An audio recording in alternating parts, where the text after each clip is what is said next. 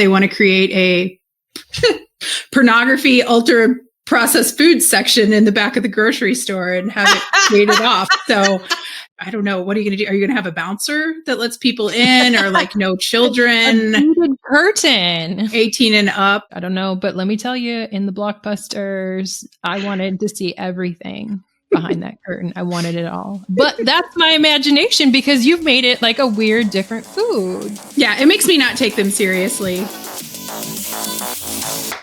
Welcome back to Making It Awkward, a podcast by people who get bored micromanaging both their biometrics and the AI food advice from Levels. This is an independent podcast from me, dietitian Jessica Wilson. You can find me on Instagram at jessicawilson.msrd. You can find my book, It's Always Been Ours, wherever books are sold. To support the show, you can rate it, review it, and follow us for more. Your Apple Podcast reviews will be read by no other than my father. Flora Freed writes, I love this podcast so much. Every episode is an opportunity to learn something and expand my own perspective. I especially appreciate the thoughtfulness and consideration that goes into the coverage of every topic. That's it, Dad. You did it. All right. As mentioned in the CGM intro episode, RFK wants us all using wearable devices. Today, public health dietitian Selena Salfen and Meghan Cichy return to the show, and we discuss our experiences using a CGM and the Levels company, co-founded by Casey Means and Doge employee Sam Korkos. Today, you'll hear what we found helpful, if anything at all, whether there was a cause for concern with these devices, and whether we'd recommend the CGM and Levels to someone else. As you recall, I wanted to figure out whether my stress impacted my glucose levels, and if I had a spike in glucose before having a seizure. I'm sad but glad to report that I had a random seizure while using the CGM and a spike that we get into in this episode. I forgot to mention to Selena and Meghan that the seizure was a 2-episode flare and that during the second seizure, there wasn't a spike. I also accidentally ate sugar a couple times and it caused a spike, but not a seizure. So mixed results.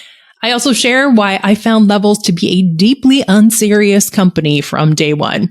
After scanning the barcode for Tillamook's sharp cheddar cheese into the Levels app, it told me that the cheese was high in sugar, and I realized, this is not going to work.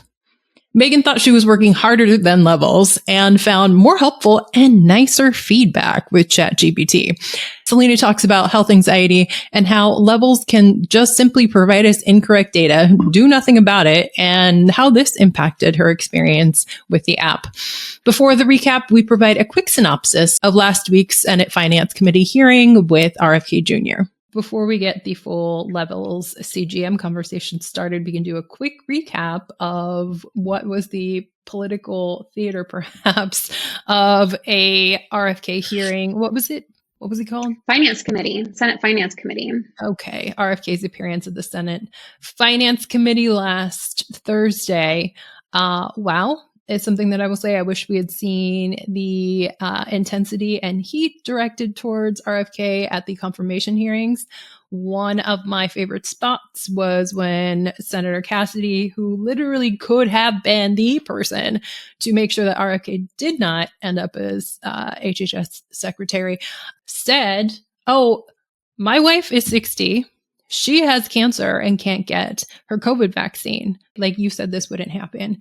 And I'm like, so before, when it just impacted your constituents, you didn't care. But now it's impacting actually you? Like, now you care?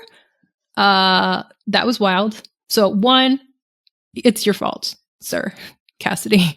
2, I'm sorry. And 3, F you, because this shouldn't have happened in the first time. Anyhow. Yeah, I can't understand how RFK can't understand that when he changes recommendations, it does have an effect. And even though he's not taking vaccines away, the byproduct of removing the recommendation is that there's confusion and there is lack of clarity around what pharmacists feel like they can do. The result of that is they are not giving the vaccine to people who want it. And that means that because of the changes that RFK has made, he has made it so that people who want the vaccine can't access it. That was not clear to him. And it still seems unclear to him. And that's really frustrating because if our top leaders don't understand the ripple effects of their decisions, their policy decisions, then how can they possibly be competent to do the job that they've been appointed to? It doesn't make sense. Yeah, he also doesn't know how many people died from COVID. But anyhow, Selena. And I was only able to watch part of it. I mean, I thought it was really good theater and it was pretty funny, but I mean, I just hope there's some action that comes out of it. I do think I'm hearing a lot more people talk about that. And it was, a lot of top headlines. So maybe we'll get somewhere now. When will he be embarrassing enough to the current president that he goes away? Yes. My other favorite I was listening and watching while on Amtrak and then on BART. And I was one of those people who was openly like laughing and guffawing as I was listening. One of those moments was when RFK said that he fired CDC Director Susan Menares because he asked her, "Are you a trustworthy person?" She said no. End of story. That's it. That put a period, wrap that up. That's why she was fired. Okay. Wow. That's it. Which I imagine there's more information around that conversation that we do not have. And I'd be curious to hear what she has to say about it. And then I did appreciate the subsequent follow-ups. Who like, I would highly recommend that you ask your appointee if they're trustworthy when you're interviewing them and not after they've been, you've appointed them as someone with impeachable credentials and things. So I thought that was great. And I did check to see what my heart rate and stress level and blood glucose response was while I was watching that. That can't be the fullest extent of a conversation. And I love that he thinks that sentence actually happened and would hold up at a Senate committee. Like, sir, in addition to so many other lies that he told, okay, here you are. Do you think he was telling lies or he was telling his conspiracy theory brain was telling him that what he was saying was true? I think he believes everything he's saying is true. I think what he said around like how many people died from COVID, he doesn't know that because he doesn't believe that the data we have is valid. Correct. And so he doesn't know it because our data is bad. But he's not actually like there is data. And if he has concerns with that, which we know he does, then he needs to address the concerns he has with it and not just say like, we don't know. Because we do know. He just doesn't believe in the validity of the data. I think he believes everything he says, and it's really hard to watch because he just looks like kind of like a little boy who's in trouble. And I don't want to have like sympathy for RFK Jr., but he's I'm sorry, I can't even finish that. Yeah, he was. It was, yeah. And I'm bummed because I bought mahaboxes.org and now I might not be able to use it. No, we'll use it. We'll make use of. Okay. I finally found, I hadn't actually seen the moments where somebody had protested and the, either, I don't know, Secret Service or bodyguards or whomever they are stand up. But I'm always looking at those two Black men whose faces do not change. I'm like, when's the side of your mouth going to go up? I know it's got to go up. You've got to be seeing this. There's been a couple moments and I'm like staring at them. You think are they security? Is that what they are? Yeah. Okay. Do they go into another place? Are they like in deep meditation because of the neutrality? They can't. Do you think they're there? I would say with one eyebrow, because that is what I would say. One half of the brain is listening to everything that is going on. But yes, they were the ones who stood up and blocked Kennedy from the protesters. I finally got to see what they do. Yeah, those were the first that shot up. And I was like, okay. Because I have been curious, but yeah. Okay. Maria Cantwell also called him a charlatan, which was entertaining. Highlight. Yeah. Okay. Maha report. It's coming out at some point. So is the cause of autism, even though he won't give the protocol to the Senate Finance Committee as requested. And here's our review of levels and our CGMs. Selena and Meghan, welcome back to the show. Hi, glad to be back. Meghan, we recruited you. Can you tell you tell folks how we were able to do that? Yeah, well, I had the pleasure of having lunch, or was it dinner, with Selena when she was visiting on vacation. And so I got to see like a little insight into the way things were working with levels. And that made me a little bit more curious, in addition to the curiosity that was already sort of happening in the group chat around conversations with it. And then when I saw that I could use my HSA to purchase this Stello biosensor, I was like, okay, maybe I could afford a month to give this a go and sort of join the chaos and confusion of the levels experiment with the two of you. So I was glad to be able to partake a little bit more fully in the discussions in the group chat. Oh, I think it's great having 3 folks versus 1 versus 2 was great because we all have different experiences. So thanks for joining. I'm excited to hear from you both. Selena, which CGM did you get? And after getting it, can you walk folks through the process and the details and all that business? Yeah, so I got the Stello, and I looked back, and I've actually been trying it out off and on for about a year. But this is my first time trying it with the Levels app. So I got it. It's $89 a month, and I put it on my arm, and doesn't hurt me, doesn't bother me. Then I put a Band-Aid or something over it, and it's good to go. Okay. So you get it. Stello comes. What do you do the insertion? Like you press it in, or is that how the Stello works? Yeah, it's like spring loaded. So you just put it on your arm and you hit a button, and it just like pops into your arm and stays there. Okay. And then you just put all kinds of adhesive over it to make it stay for 14 days. Interesting. Meghan, was that your experience with the Stello as well? Yeah, I also did the Stello. I found it really difficult to push that button once it was sort of like when you got it into place and then finally pushing that button. But I didn't have any issues with pain of inserting it. I had some soreness and tenderness that I wasn't sure if it was a product of the Stello or if it was a product of a rough soccer game the evening before. But I did find that I have done a couple of sensors that I do have some sort of ongoing tenderness even throughout the 14 days, not significant, and I can touch it without it being painful, but I can notice that it's there. Yeah. Okay. It's hard to forget for a while, and it does hurt, I think, when you bump into it or you roll over at night and like pull it a little. Yeah. Agree. So I had the Freestyle Libre at first, and that's a 14-day sensor as well. They don't have the spring loaded on there, so you had to put it back there and like press it in.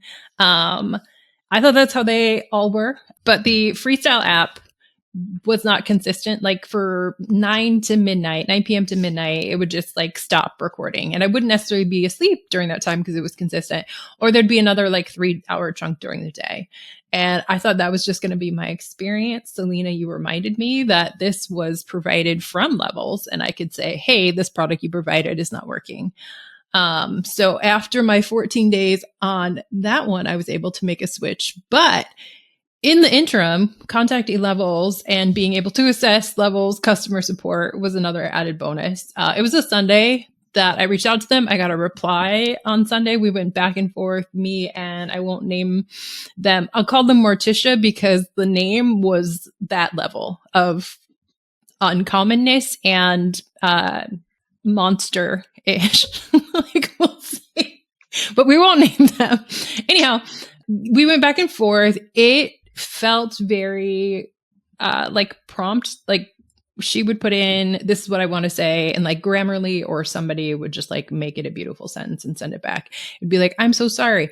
They assumed initially that I had the Dexcom and sent me so much information about why the Dexcom may not be matching. And these are all the things that I need to do for the Dexcom, including like leaving the app open and all of these things, and how Levels will still get the information. And so that was very long. And I got to reply with, I don't have the Dexcom. I have the Freestyle, which you sent me. And they were like, well, I guess our option is to send you the Dexcom. I was like, that's great. And they said the reason that I didn't get the Dexcom was because I had the option to choose whether or not my data went into a research study for Dexcom or not. I pressed the no button. I've given my life over, but I decided at some point maybe I have a boundary. But I had to enroll in Dexcom study in order to get the Dexcom. I was like, this is a bit too much, but you know what? I'm committed. We're going to do this. So I get the Dexcom. I give myself like a few days in between the CGMs just because after 2 weeks, I'm tired and I want a break already. But the Dexcom, elite. You get like no instructions with that Freestyle. There's like a QR code and you can figure it out if you want to. The Dexcom comes with like pages of information. It gives you pictures. It's got maybe similar to you all. It definitely has a spring-loaded. The Stelo is from Dexcom as well. But I was like, wow, this is an elite CGM experience. So interesting that without that consent to be in the research study, you get like a knockoff one, even though you pay the same amount. So I was like, oh, that's interesting. I'm still shocked that you had to like insert it yourself. It didn't have a spring load. Like, I just can't imagine. Like, I had trouble pushing the button because I was nervous, especially the first time. I can't believe that you had to push it in. Yeah, it was not comfortable. I had to like push it into my arm, which also I noticed when I got the Dexcom, like made it in the not right position. It wasn't fully on the back of my arm because I couldn't get all the way back there in order to push it in. So it ended up being on like the side back of my arm, which wasn't great. So overall, mixed Levels experience. Wish I had done the Stelo to begin with, but glad I got to see the subpar experience from Levels, knowing that they have a tier based on how much of your data they're willing to give away. So Jessica, I also had the opportunity to talk to Morticia. I know exactly who you're talking about. And first I heard from, we'll call this person Happy. Did you talk to Happy first? No. Okay. I heard it from Happy and then Morticia, because my Stelo was off. Now, again, I did not get my Stelo from Levels, but they have a partnership with Levels now. So they're trying to make these two things play nice together. But my Stelo was over by like at least 40 points. Yep. And I asked them if there was a way for me to be able to adjust that. And there is not a way for me to be able to adjust that in the app. So. So were you able to adjust it on the Stelo, but not in Levels, or? I can change the range. So first, in order to get that 40 points above information, what did you have to go through? Well, like I said, I've been wearing these for almost a year off and on. So I know that they can be about 20 points off and they still consider that reliable. But this one just felt like I was way up there all the time. And I was getting all these like notifications that I was spiking like all night long. I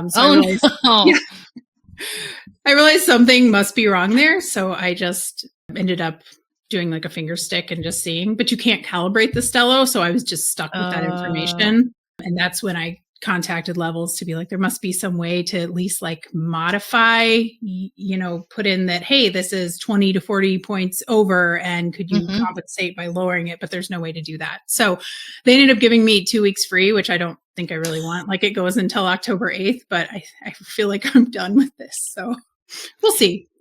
2 weeks of Levels, not Stelo? Of Levels. Yeah. Yes. So their response was, hey, you're just going to collect all of this data, which might not be helpful because your CGM reading is 40 points above reality. Yeah. So like any scores that they come up with, any progress reports they give me, they're all going to be off. Right. So I think like, even during that time, the Stello was giving me the spike warnings. And in a week, I got 3 from Stello. And I think I got like 40 from Levels. Oh, Just filling my screen when I would wake up. So it becomes not accurate data. And I don't know, like I'm in an N of 3 here, people. Please try and fix this for me. Well, Maisha also mentioned that there's, I think they said was 30, 35 points above reality. And it didn't eventually resolve itself with the Dexcom. They were speaking specifically about the Dexcom. So it was like how like this is not helpful. And eventually they stopped using it because it wasn't giving them accurate information. And I will say, I don't think I've said, the dietitian I met for my keto consultation, she had gestational diabetes and was also using a CGM. And she said, you absolutely need to calibrate these because it will always read higher. And again, for somebody with gestational diabetes, that is so important, right? Like so important. So the amount of effort she had to put in order to make this a helpful tool was also like beyond what I think should be realistic. Yeah. And not being able to calibrate the Stello, it's like you just lose that 14 days or they'll replace it. But that's been my experience consistently too, is that they are all reading high. And even when I got my fasting glucose, it was reading like 9 points high, which is probably the best way to actually validate that, because I know even the glucometers can be a little off. But yeah, it's just not, I don't know. And it really varies from device to device. You either get lucky or you don't. Yeah. So that was the difference too between the Freestyle and the 2 Dexcoms. Freestyle, my blood glucose was consistently like 70 to 95 or 75 to 95 or whatever it was. The first, well, actually always, because I never calibrated the Dexcom, it was like 90 to 110 and it would like pop up to 118 here and there. I never got alerts, which is interesting. I think maybe because the range was consistent, unsure. But I was like, how do I take either of these seriously? The difference is so large. And like what we were told as, dietitians is that, it should be under, 110, 100 or so. And this is just constantly reading high. How? Anyhow. So yeah, really the only thing you can look at is trends. Yeah. And is that what we're supposed to be doing? I mean, I've heard that that's what we're supposed to be doing. But was there an initial like shiny toy phenomenon for you all once you got it? I think so for sure. There was like so much information. First, I had the Levels app by itself while I waited for my Stello to arrive. So I sort of had that experience of logging meals using the AI, image thing, trying to see how well it guessed what I had and then how it decided what portions were what and then the feedback it gave. And that didn't, of course, integrate, impact around blood glucose. So then once I got the Stello, then that was an added factor. I think I had it for maybe a week before the sensor came and then calibrate or, had its warm up period and then was ready to go. But yeah, there's just like a lot on there. And so you don't really know.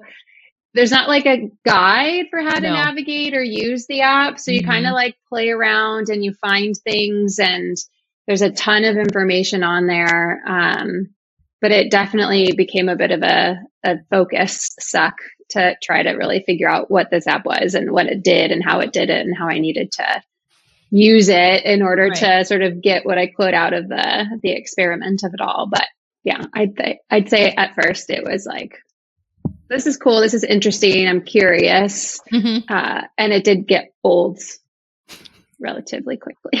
Yeah, I feel like our group text at the beginning was like, ooh, look at this, cute little spike I got.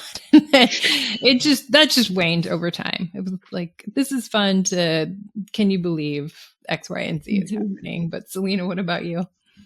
I think I really hoped that it would teach me more than Stello had just taught me on its own. I assume like all these fancy algorithms would give me more information, but I didn't really find that. And yeah, there's just so many nooks and crannies that you can fall down. And I feel like they're really catering to like the Levels crowd, which is like people of a certain income and, certain privilege where they want to go and they want to read like every article ever created and like learn how to do that. So that's why it doesn't come with a like getting started in 5 pages or something. It's more of like, you have to really lose yourself on that website to understand what a like a glucose delta is and how your food score is being calculated or why you're getting positive or negative feedback. So for me, I was like, ooh, bells and whistles and gamifying everything. And this is fun. And then it just like became too much information. Yeah. Technically, the Levels app was annoying for me to, so you'd enter your food.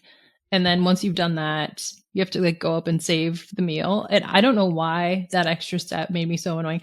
Also, in the entering food, you'd have to like type in your food at the bottom. And for me and apps, like you're always looking at the top, like I'm going to put something in. So it's just like little things that don't matter that maybe just like less excited. But on day one, when I put in like first meal, breakfast, eggs, other things, cheese, cheddar cheese was high in sugar. And, you know, low in fiber and all of these things. And I was like, no, this is not actually going to be helpful when it comes to like meals and calories. Because if you're telling me cheese is high in sugar, like any advice that you're going to give me via your AI could or could not be, you know, correct. Later on that day, spoonful of peanut butter was 20 calories, tablespoon specifically. I was told was 20 calories. And I was like deeply unserious here. Those are 2 foods that I eat on the regular. So if you're going to tell me that those 2 foods are wrong and it is day one, I'm already thinking that this is not a very serious outcome at all. You all mentioned the depths that you can go into on the Levels app, but yes, super overwhelming. I don't want to be listening to Lustig 5 times, which is what it is telling me to do on the right side of my app to learn more. So yeah, the crowd, I can't even think that the crowd is going to do all that. Like the whomst ever, the biometrics people, I can't imagine using Levels to its fullest extent. I don't know. Well, it feels like there's often this messaging around just like 2 weeks and you'll like learn all of these things and then you'll have the information to like carry it over. So I feel like they are often talking about it as a short-term thing to like understand how your body works and then apply that. And so part of me wonders if the intensity of it is like it's time limited. And so because it's time limited, you should be able to commit to that, to like get the most out of it, put the most into it, all of those things. But at the same time, I'm thinking like 2 weeks for someone who has a menstrual cycle is not very helpful because there's so much difference that can happen depending on where you're at in your cycle in terms of how your body's reacting. So it feels like you need at least a full cycle to really understand how your body might react. And that's a really long time of putting a ton of your time, effort, and focus into the app, especially as you've said, Jessica, when there's inaccuracies and just like straight wrongness that comes from like when you're trying to like log your food, that it's putting in wrong information. So feeling like you have to double check the app to correct it and then figure out how you manipulate the entry so that it's accurate. And I eventually just skipped over to using the barcode situation because it was otherwise like so much more work to try to find something that wasn't 20 calories for a tablespoon of peanut butter, which is wrong. And then I was just like attached to my phone all the time, you know, and then that doesn't work for, you know, restaurant meals and things like that. And so, yeah, it was just maybe that crowd is like really into it and they've carved out a lifestyle that allows them to dedicate that time in that way. But I'm curious, the folks who've been Levels members or Levels members forever, like, are they really using the CGM for these extended periods of time? Are they doing sort of the Levels app on its own and then sometimes using the CGM? I don't really know how exactly they're using the entirety of it.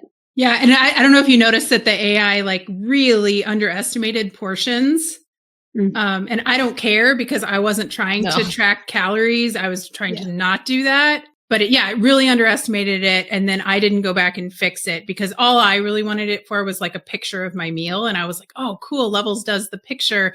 But then I realized at the same time that Stello had also started allowing you to take a picture of your meal. So there's no added benefit for me there. Yeah.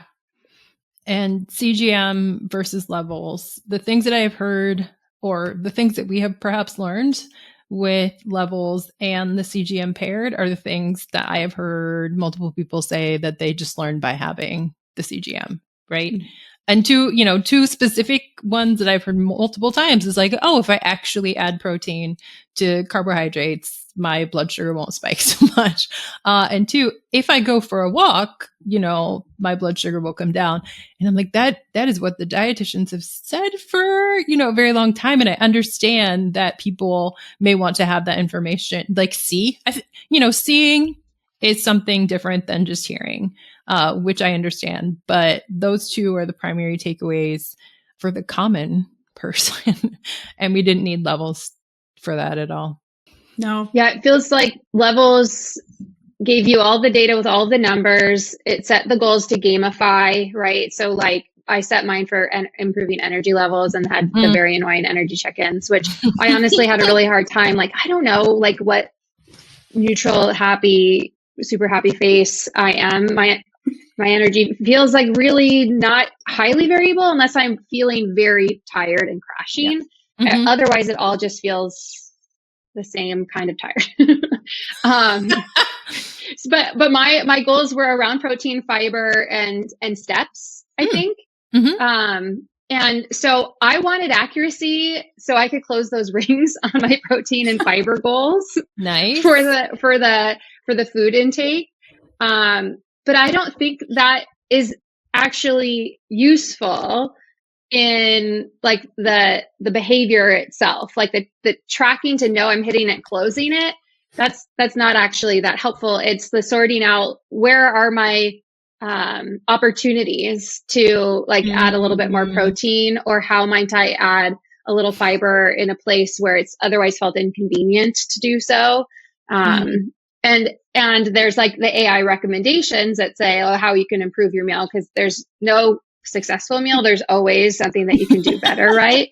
Yeah. And so Selena has some really great examples of the way it's just so weird and random, but it was like one trick pony. It was like the same kind of advice. Like you should always be adding nuts and seeds to anything, no matter what it is. Or you should replace something that has higher carbohydrate content with nuts and seeds instead, even though it's like a totally different food, or it makes no sense in the context of the eating experience. Definitely always have avocado.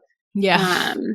And so that's what it felt like it kept coming down to. After a point, there was no novel information. And to continue to pay $40 a month for like the avocado. Same advice. Yeah. And like a lot of me having to work to track so I could close my rings around my protein and fiber because I wanted that information accurate. It certainly wasn't worth it. I feel like I was working harder than the machine, working harder than the AI was.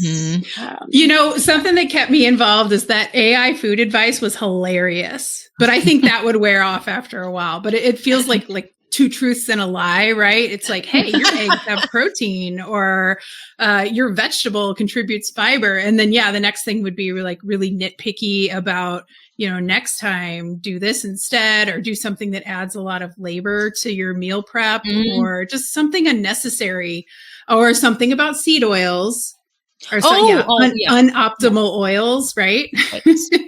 And it was just like the practicality, the functionality of it. I'm like, would be such a great opportunity to like have a conversation with your provider. I'm like, this is the challenge I'm running into, and help me brainstorm figuring this out in a way that makes sense in the context of my life and my resources and all of those sorts of things, rather than the default spend more time preparing that you don't actually have, or just add nuts, seeds, and avocado, which are inexpensive and widely accessible. Megan, you bring up the doctor of it all. And I was thinking that with that Dexcom and, if my ranges had been higher, especially, if I were eating more carbohydrates, I would present this data to my doctor and say, I have diabetes, or I have prediabetes, right? Because it was so high, I would be taking this in and then, my primary care provider would laugh at me. Okay, they would probably be not, but just be like, this is so unhelpful. I had been probably anxious for how long thinking that, my blood sugar was high. So again, yeah, it's helpful. And I with Selena, you had that comparison of your glucose finger stick to sort of see that difference. Mm-hmm. And I did not do a finger stick, so I don't really know. And I don't know what the range of accuracy is for my experience, but I know that each of my sensors were sort of in a different general range. The baseline was a little bit different, which could be from where I was at in my cycle and those different sensors, because each sensor is 14, 15 days. But do most people know that you should be really thinking more in terms of trends and not about the actual numbers, but then the actual numbers are what's giving you levels assessments and your scores and all of this sort of thing? It's there's a margin of error, but that's not considered in your score for how well you're doing. And so there's this elevation of health anxiety, and then how much information does the lay user have in terms of how seriously to take those things or how sort of loosely to take those? And then what are you really paying for in terms of the Levels app? And by contrast, the Stello app, it doesn't give you scores. It gives you the data. It gives you an opportunity to log your food. It logs your exercise, tells you when you've slept and woke up and those sorts of things. And so it's sort of a more neutral, non-judged version of the numbers, but generally I think it does a better job of allowing you to assess trends versus getting a score for the quality of your glucose response based on your meal, because that glucose response doesn't take into account, unless it was paired with exercise in the activity level, it doesn't take into account your sleep or your stress or the other factors that we know impact your glucose. So while they talk about those things as being important, they're not integrating that, at least in my experience of the app, they're not integrating that in a way that felt very useful or helpful for sort of consuming or integrating the information to support behavior or changes or whatever. It was really food focused. That was the area of intervention, while telling you, sleep and stress play a role. I don't know. Yeah. It didn't feel like they did enough. And I know I already said there's a lot happening in the app, but it also didn't feel like they did enough to help you understand all of those interacting pieces of your glucose puzzle. Yeah. Selena, do you want to talk about the range for a sec? The 70 to 110? Oh, sure. Well, I noticed when I started the app, and I think you all might have noticed this too, that the range that Levels had was 70 to 110. And then while we were using it, they added a 140. Yeah. Yeah. Right? Did that happen to all of you? Mm-hmm. So, and then I think in my research, listening to Levels podcast, hearing that they also are admitting, over and over at very fast speed, that they're admitting that there's not really good research to back up that 70 to 110 range. So they may have some very small studies that say well, it seems like most quote unquote healthy people peak below or at 110, but there's really no benefit that they can see to staying there. Going up to 140 might just be fine, or 150. We don't really know. And this is after eating or not after eating? After eating, you would go up to 110. Yeah. I mean, when they want you waking up in the morning, they want you very low. I think they want you at 80 or something 90 max, maybe. Let me break away to waking up in the morning and then we'll come back. There's just so much.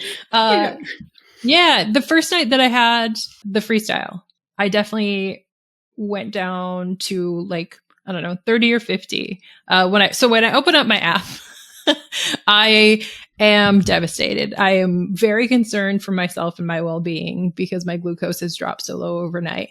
And I'm like, is this a diet? Like, what am I'm going to die in my sleep gym day. Both the freestyle and levels did not care. Like, they didn't give me any type of response. And I was like, oh, so this really is for somebody without diabetes, right? Like, this is for just the general person. I got from both of those, but I don't think that's the case for the freestyle. I think the freestyle could have given some level of concern.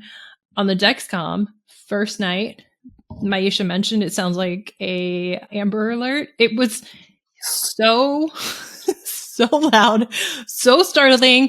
I get the alert because my blood sugar has dropped below whatever number they think is correct. It goes off and I can't turn this alarm off. So what happens for folks who are wondering if I'm actually going to die? If you smush, your arm, especially it seems like in the first couple nights of the sensor entering your arm, it'll just like squish all the fluid out. And so like by comparison, you'll have less glucose, at least in that area, right?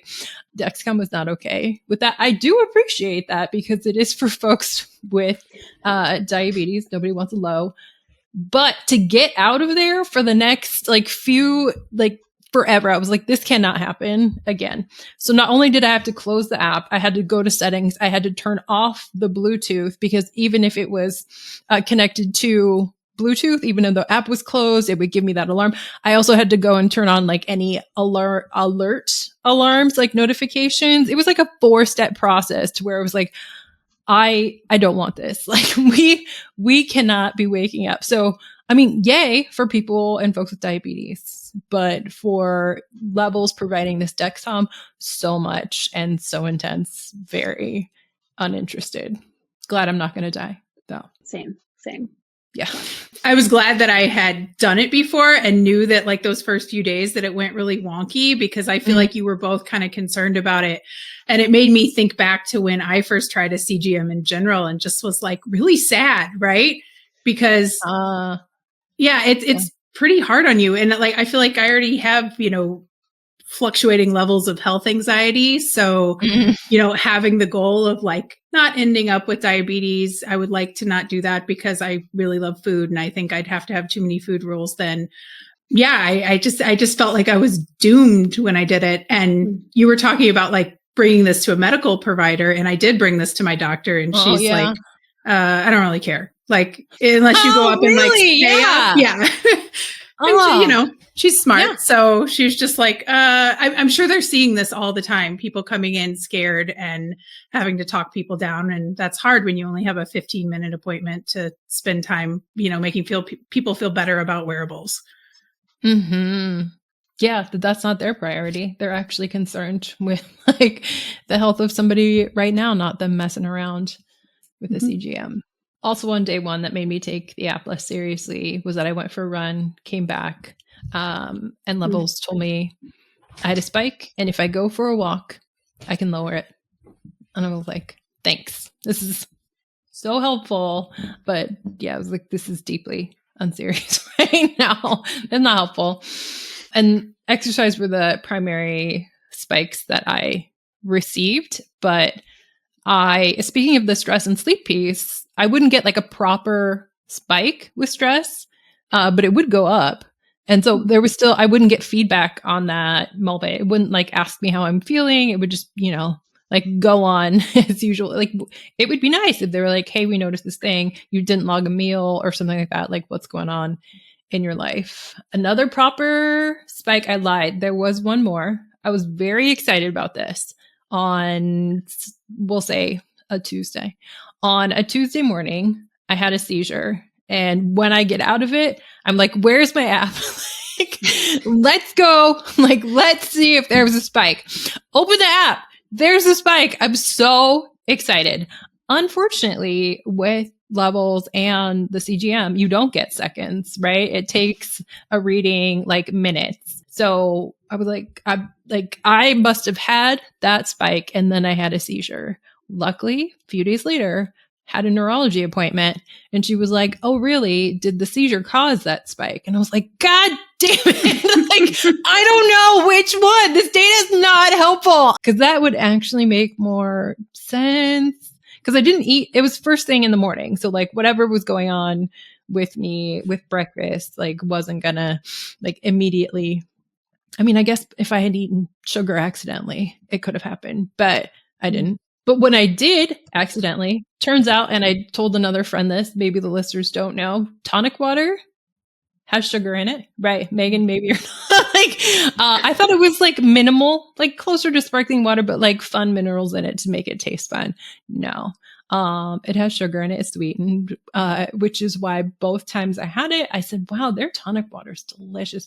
I put it in. Yeah. My newest favorite beverage, or former, maybe current, is an espresso tonic. So tonic water and espresso, which is how I've seen it. And I was like, all right, so with this, it still wasn't like a proper spike, but definitely did go up and made me curious. I figured it out. And no seizure, right? So it was like, womp. I mean, not really. I didn't want one, but like my theory was disproven.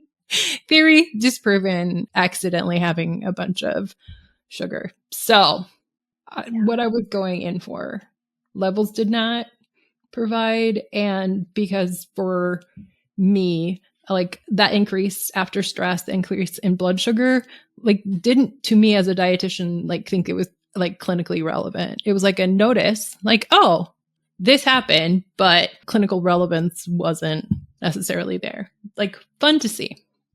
Yeah. But, yeah.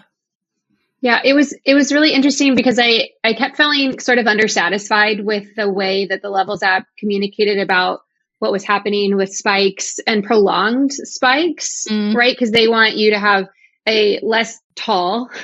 They don't want your glucose to go up so high, and they want it to come back down quickly. They don't want it to stay up high at all or be prolonged. And so I was having some that were like these prolonged highs where it wouldn't come back down in 2 hours. And it didn't really talk much about that. And maybe if I dug deeper into all of the different articles, I could have found that. But I was kind of expecting that I would get more guidance around that when it didn't come back down in the 2 hour window in the glucose score and sort of assessment and feedback. But I wasn't getting that. And then I was like, I'm going to put this into ChatGPT and see what this AI says. Nice. And so I put in my whole graph, my blood glucose graph, and then it gave me all of this great information about why this might be happening and what you can do to address it in order to help decrease the amount of time that you're sort of in that sort of protracted higher glucose level. And it was so much more helpful than the feedback that I was getting just from the AI in Levels and sort of the glucose score information. I was like, this is what feels like it would be more useful than some of the information that I was getting in Levels. And again, maybe that's user error and I don't fully understand, but I think that's relevant, right? I don't have time to figure out every cranny of this app. Yeah. Yeah. If you couldn't figure it out, then, you know, especially even as a dietitian and couldn't interpret it as helpful, like it's probably not going to be helpful. Do you remember the difference in the advice or the assessment you got? When I put it into like ChatGPT? Yes. Yeah. Well, ChatGPT was nice. Like they were very kind of like, oh, thanks for your graph. And like, but they just gave me some like options about like, these are some of the factors that might contribute to a more prolonged, you know, rise in glucose and prevent it from coming back down when we would expect it to around sort of that window of time. And then they gave like some practical options. And so I feel like with some of the differences there being like Levels is like, do this. Whereas that was just like, here are some things that it could be, figure out how this is relevant to you. And then here are some things that you could try, multiple things, like a variety of things, rather than sort of like one, like you didn't do it right. Here's your consequence. Next time add nuts and seeds. Right. Avocado. Or something. Yeah. Or just like take a walk, because that was, I feel like was the most common advice was like move your body a little bit to blunt your spike. And like, I don't know about you all, but I hardly ever did that because I don't have time for that. And I don't know. Yeah. When I'm eating a meal, I'm really never set up to go for a walk right afterwards. Like that's not my day. Maybe go walk the dogs if it's my day and not my spouse's day. But other than that, that's just not how my life is configured. So Yeah. And it's more likely that I'm doing my activity and then eating. Yep. Because of, again, the way that things. And I work actually out. would jump on my desk treadmill or my other treadmill sometimes, see all these things I own that like most people wouldn't be able to own it. Anyway. Like Casey means, do you put your Oura ring on your toe when you do? Oura ring for me. But yeah, so I would do that. And I actually found that like moving after a meal really didn't blunt my spike that much for me. I found other things that were helpful. And I will say like, there are a few things that I learned from Levels and their writing, right? Like I didn't know that insulin resistance was more profound, in the evening. And so that was helpful. If I'm going to have like a bowl of like yogurt and blueberries and, whatever at night, it's going to spike me a little bit more than in the morning. And then I also feel like I did learn some things from them about like where you are in your cycle and how the hormones affect that. But honestly, I learned that stuff from reading their like free blogs. And I'd have to fact check it because I don't know how much of like, if it's based on, N of 50 or something and they're putting it out there as fact. But I didn't feel like I needed to pay the $40 a month for that because I could just get it for free if I wanted it. Yeah. Yeah. I don't think that what I received from the app was worth $40 a month. No. I think the Stello app captured the information in a way that was much less like stressful and like health anxiety promoting. And so that is a tool to be curious and like see what comes up feels much better and not affordable in that it's $89 a month, but it's much more affordable than $89 plus $40 a month for Levels, that add-on. And I mean, there's so much upselling within the Levels app in terms of like, get all your labs tested so that we can integrate that into the information. You can also add your own labs if you have labs, like recent labs, you can upload those and it can kind of give you some feedback on that. But I still didn't notice a significant like integration of that feedback into the advice. But there's different tiers of labs you can get that are progressively more expensive. And then of course you can meet with a dietitian, which I assume is out of pocket. I don't know, maybe they have some health insurance integrations there. I didn't dig deeper into that. But it did feel like there was a, for the sake of your health, get your labs, pay $300 for this like second level panel of things.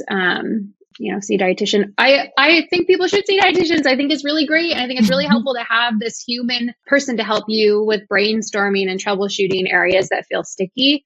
I think this information on its own for a lot of people can be really, like we've talked about, like inaccurate, potentially dangerous, health anxiety promoting, and not actually, I think, maybe get people to where they want to be, or sort of like hit the intentions that they maybe went into this, experiment, if we want to call it that for other people too, that they had planned.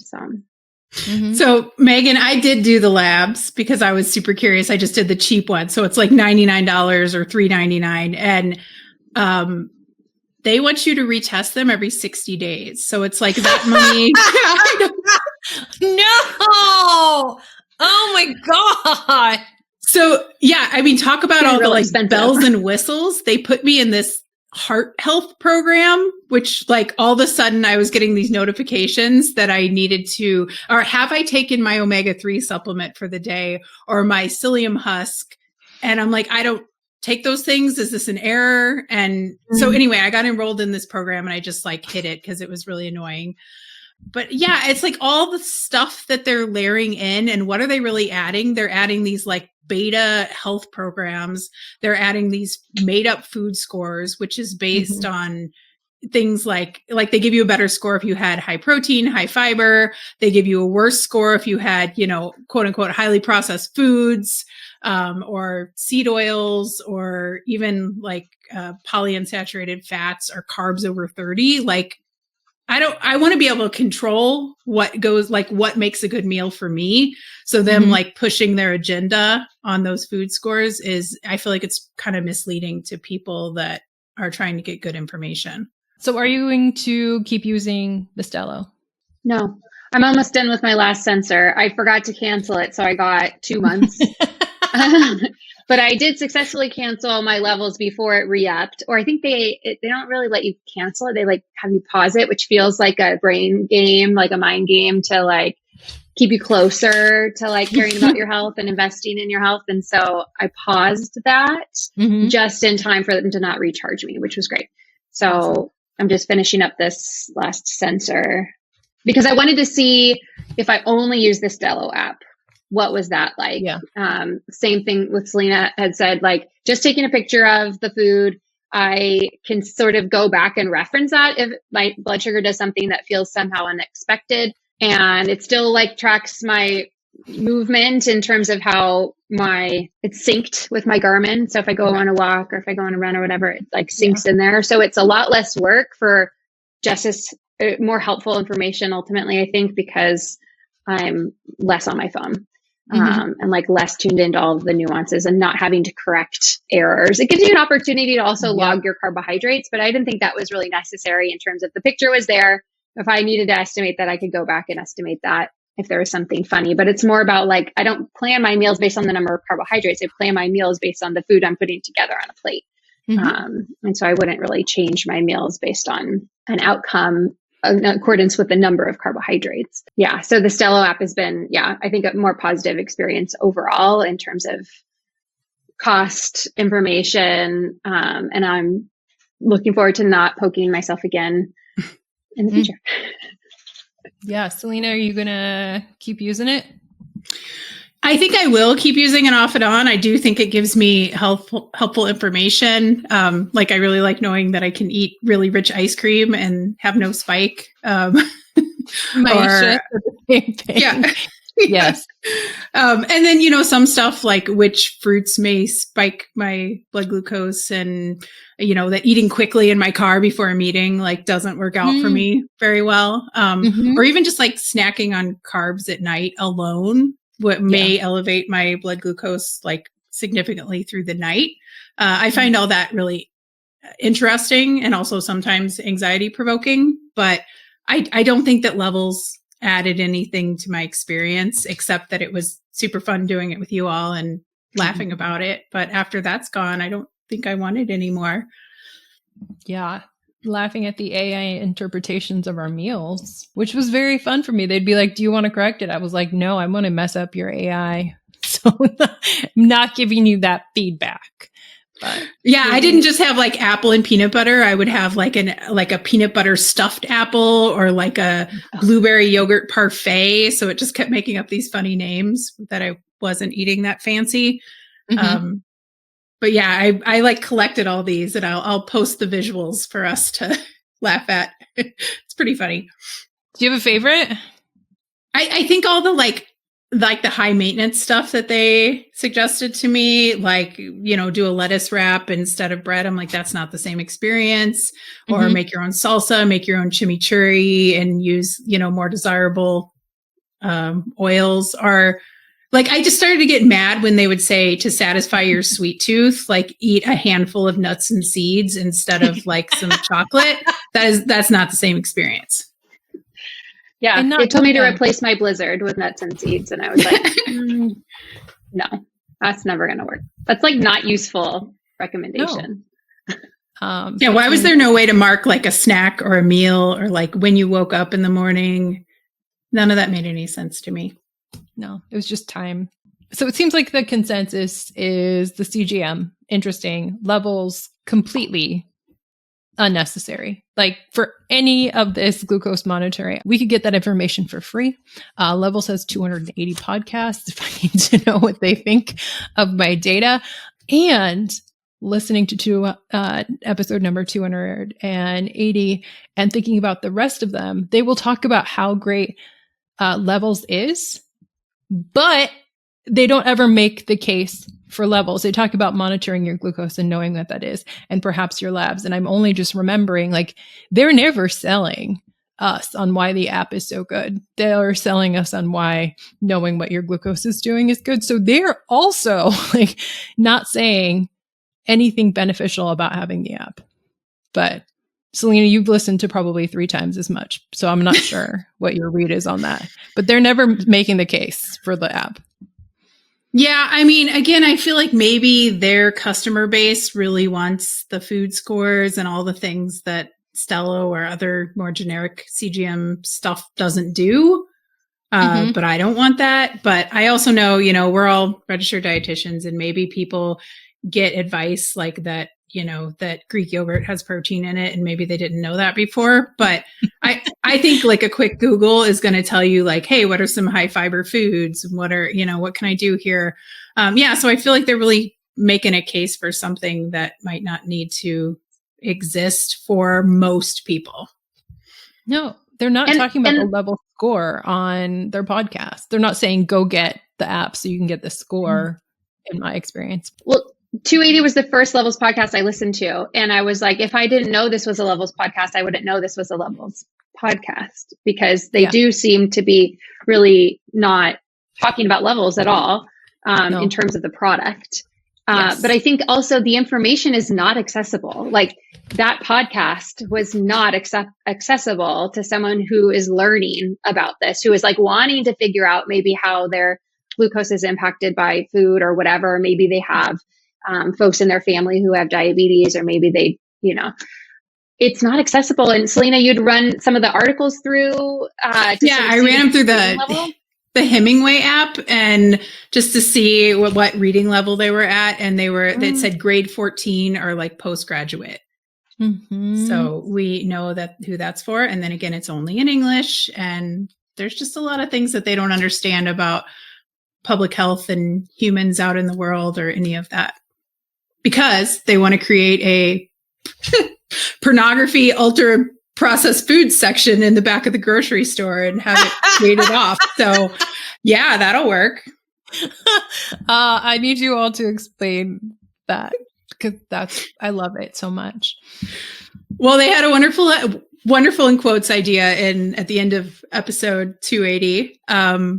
Where they just said this is an easy policy fix. Like, let's, put all the ultra processed food or the bad food in the back of the store, and only, not let, I don't know, what are you going to do? Are you going to have a bouncer that lets people in, or like no children? A beaded curtain. 18 and up. And then there's supposed to be like warnings about, in their words, how this food would cause like health problems and weight gain. I'm like, oh man, you don't even know.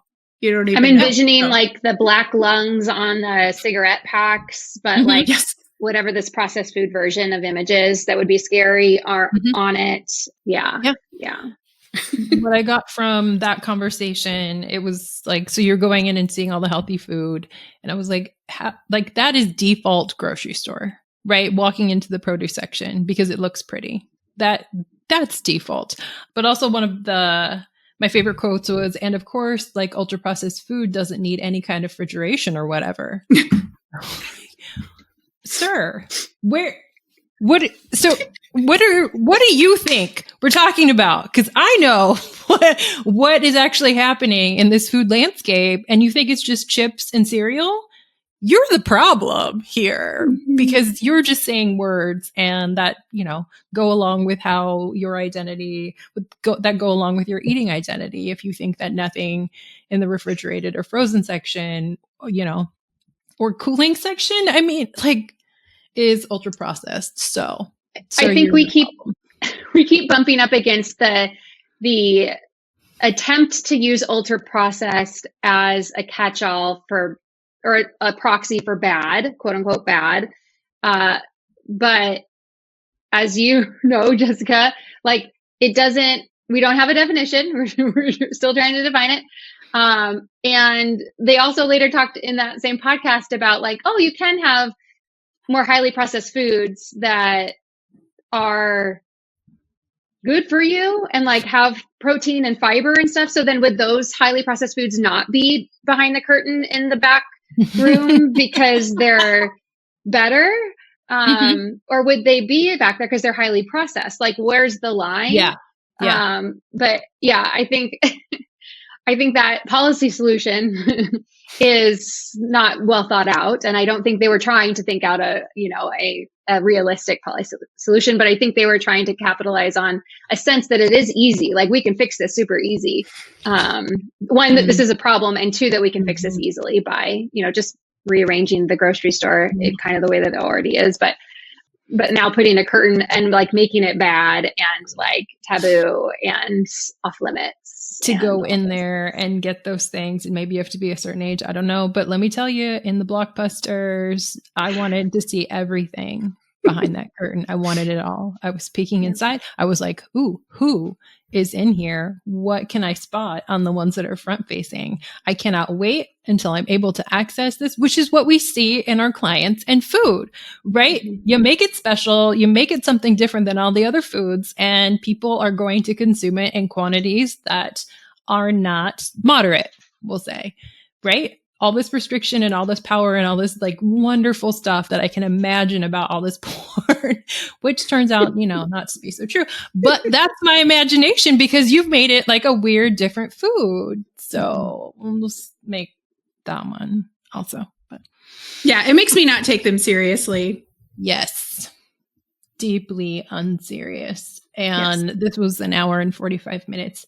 And Selena, after you listen to that episode and then to the one you and I recorded, you had some hypotheses that I loved. Yeah, I thought it was kind of interesting that they were using that next episode to talk about orthorexia, which is something that you brought up that Lustig had said. There are a few other things that they talked about like affordability of the CGMs and like making them more accessible, and there were a few other things. All the same was calories were all the same. Yep, because we had brought that up in the intro episode. And it just felt like they were like, oh, we have to respond to this. Maybe not. Maybe it was a coincidence, but it felt like, I mean, hopefully they'll respond to this one too. And then we can just keep volleying back and forth. I would love that. Wishful thinking. You never know who's listening is something that I have learned. So, anything else come to mind as far as your takeaways? Would we recommend these for others? Would we recommend other people use the CGM? No. For a long-term monitoring, no. Do I recommend the Levels app? 1000% no. Look at the CGM if you're going to do it. Levels was more annoying and confusing if you didn't know what you were looking at. But what about you two? I think it would take about a year to like really test all the variables. So would I recommend it? Maybe to someone who could afford it to do it off and on. But like with supervision, with someone, like would I recommend it to a family member? Sure. But I would like be there trying to tell them what not to get alarmed about, and doing some hand holding. But I think for the general public, it might be really scary. Yeah, I agree. I wouldn't recommend it. Anyone do this on their own, like without supervision from their provider, their dietitian or their physician. I think we having the bias of being dietitians and doing this sort of together, impacted our experience. Right. And so it's hard to say how this would impact someone who is doing this on their own, who does not have a health or a health background. But I wouldn't recommend anyone do this on their own, independent of whether or not you have diabetes or prediabetes or have no metabolic challenges. I think all of that needs a human person to help you with navigating all of the information that you're getting. Right. That's why people and how you're going to apply that. Diabetes educators, right? Like you have support. And I started doing it alone and it was really hard on me. So it was much more fun with you all. But there were definitely times where I felt like, oh my gosh, I'm doomed and going to orphan my child because my blood sugar shot up during the night. So it's rough. Yeah. And I will say you do this for 2 weeks. This feels like we just went to the fair. And when you buy those darts for the games, you can buy 3 darts for however many tickets, but you need to hit 4 balloons to get like the medium sized prize. So like you're paying for 3, but you can't really access that bigger prize. So like you're paying for a month of levels at the minimum, even though they're like 2 weeks and you're going to see the improvements, right? And you're paying for a month, 2 sensors for Stello. So you can't really do this for 2 weeks. Like you're going to have you're going to be in financially, and you're going to have all of the equipment to do this for a month at a minimum, which like, I think that matters in terms of if you only want to do this for 2 weeks, because you might feel at higher risk of taking this into an unhealthy place in terms of your focus, your obsession, orthorexia, etc. That might be a good indicator that you shouldn't even try it, because you're going to be set up with access that goes beyond that sort of limited time period. And so there could be more risk involved in that process too. So you can't actually really, well, you could, but you're paying for 4 weeks. You're paying for a full month. So in that Levels Podcast 280 that we continue to reference because, it's helpful. The expert was Dom D'Agostino, who was interviewed by Ben Grinnell, who was a consistent host of the show. But after that orthorexia part, they talk about how it's a bit of a slippery slope for people. And then the next sentence is, but I think that the data does not even support, for example, that glucose levels within a super tight range are going to be beneficial above glucose levels in a somewhat wider range. So until that data is there, I mean, it's not even worth people being overly fixated on that. What? Like, so how do we need your app? No, we don't need your app. Do we need your tight ranges? No, that's probably maybe why it increased to 140. So like, well, mine went back down. So mine, when I was having a higher average glucose, that's when I saw it go up to 140 or 150 top level. And then as my average glucose came down, I lost that again and it went back to that 70 to 110. So I don't know why it's there. They don't talk about it anywhere in any of the information that I'd seen, nor do they support it with any evidence for giving you this narrower window. The Stello app uses 70 to 140, which is more consistent with the evidence that we have. So yeah, it was just very odd that was in there, and definitely like escalated health anxiety and a sense of like needing to do better without any evidence for that. So like how much is that stress actually then impacting blood glucose? Totally. Yeah. And he also says, and to tell you the truth, it's really hard to find a lot of good evidence that glycemic variability where your glucose is shooting above 160, 170, that whereas if your glucose stays within 140, 150 to 70, there's good evidence for that. But it has to get kind of high, and there has to be considerable variability to pathophysiologically link that to endothelial dysfunction or cardiovascular events. So it feels irresponsible what's happening with the Levels app. Right. That's what I'm hearing. And I'm hearing all this like control. You just want me to be so tightly controlled here is what I am hearing. Okay. I wonder if Casey Means is starting to be a little bit of a liability for them, because I feel like a lot of this, like when she started out, she was going for this super flat curve. If you look at her Instagram, Instagram. Everything was low and flat. And I wonder if they're realizing that was overdoing it, but maybe they don't want to be associated with her anymore. Who knows?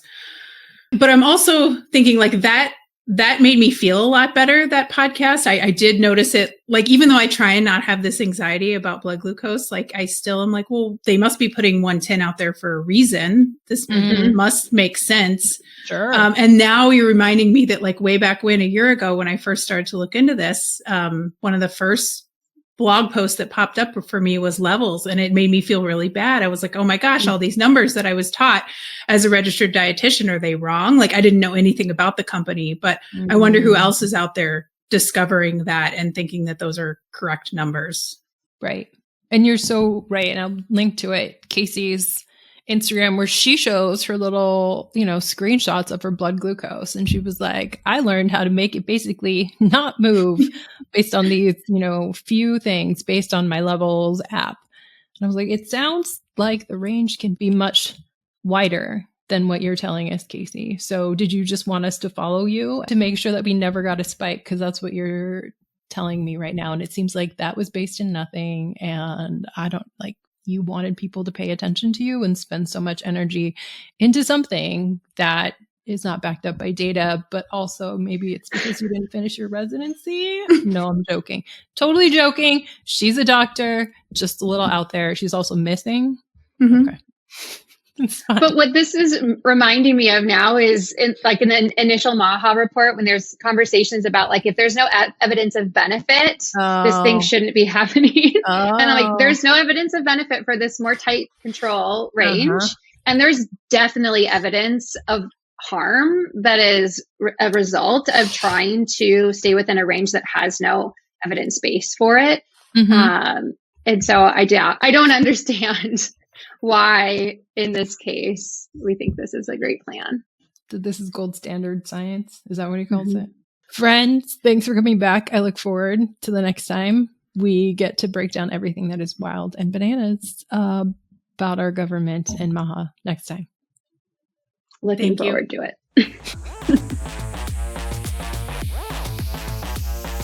Thanks so much to Selena and Meghan for coming back on the show. I'll be heading right on over to Levels and deleting all of my data there and then to Dexcom. The Dexcom research will be incorrect anyhow. After spending 34 days with the CGM with the combo of the Freestyle and the Dexcom, I gave my last Dexcom sensor to a friend. The MAHA policy report is coming out on the day that I'm recording this intro, and you can best bet that we'll be back to discuss it. And if you're from Levels, we'd love to hear from you. All right, friends, go out, get your biometric data deleted wherever it is, and continue to make things awkward.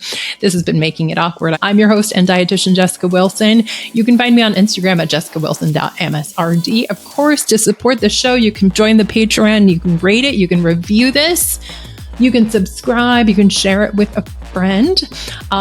If you submit your reviews, my dad will come back on the show and read it. This is a production of The Body Politics, supported by Sacramento Out Board Services.